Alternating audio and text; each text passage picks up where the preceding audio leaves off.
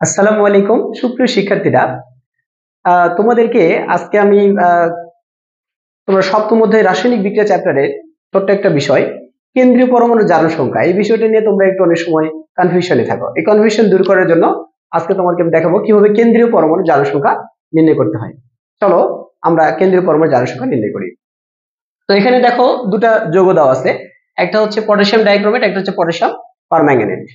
তো আমি পটাশিয়াম ডাইক্রোমেটের যে কেন্দ্রীয় পরমাণু ক্রোমিয়াম, এখানে স্টার চিহ্ন অথবা এরকম আন্ডারলাইন করা আছে, অনেক সময় বোল্ড করা থাকে, তো মোটা করে লেখা থাকে, এরকম করে মোটা করেও লেখা থাকে।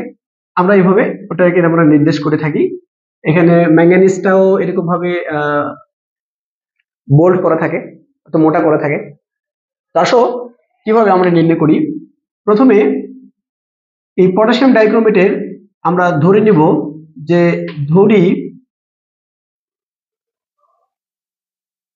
পটাশিয়াম ডাইক্রোমেটের এই কেন্দ্রীয় পরমাণু,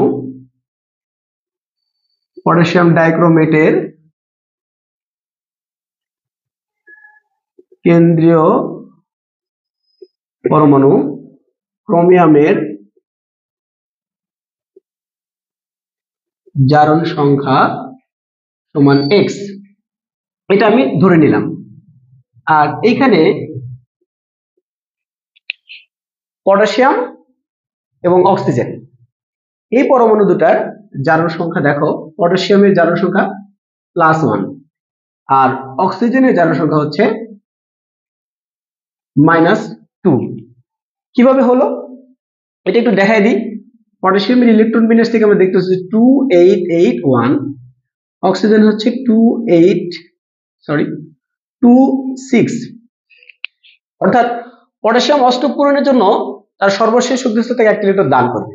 যেহেতু পটাশিয়াম তার সর্বশেষ শক্তি স্তর থেকে 1 ইলেকট্রন দান করবে, সুতরাং সে হচ্ছে +1, আর অক্সিজেন তার অষ্টক পূরণের জন্য 2 ইলেকট্রন গ্রহণ করবে, এই জন্য সে হচ্ছে -2 তার জারণ সংখ্যা। এখন আসি দেখো,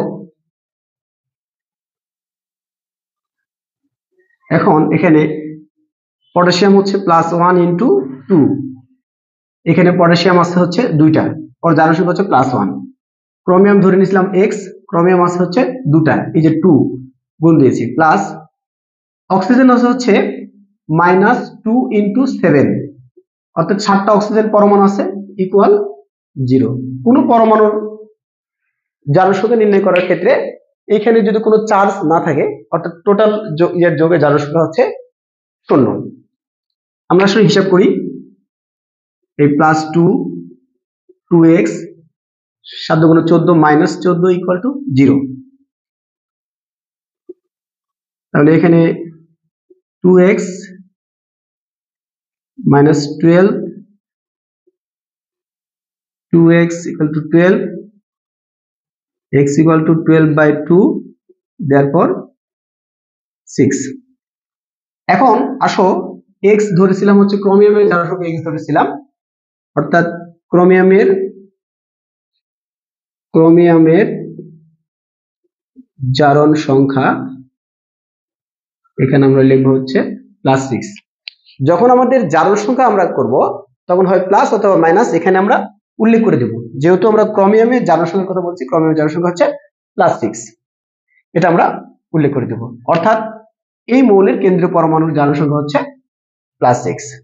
আশা করি তোমরা বুঝতে পারছো। পরেরটা তোমরা এখনই ট্রাই করো।